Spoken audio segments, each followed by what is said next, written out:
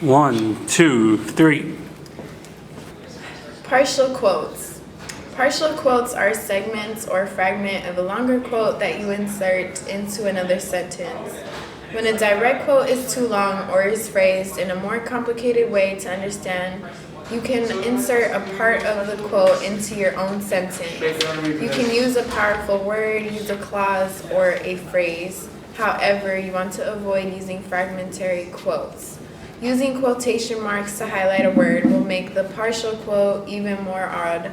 You also want to avoid partial quotes to not lose credibility or piss off the source by not using their exact words. In all, to avoid using partial quotes, try to ask the question differently when interviewing your source so that you can use a direct quote. When to use quotes. Quotes can make a good story better. When quotes are used, they give the story a sense of realness. Using a source's real words, the source's personality brings the story to life.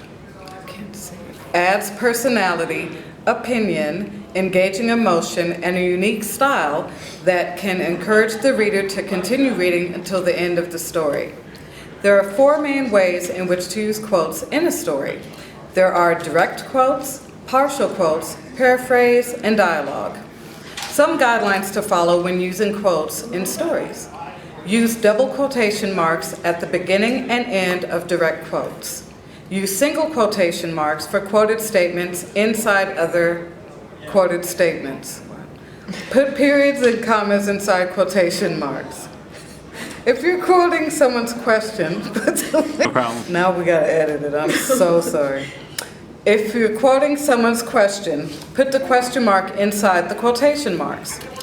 Colons, semicolons, and dashes go outside the quotation marks.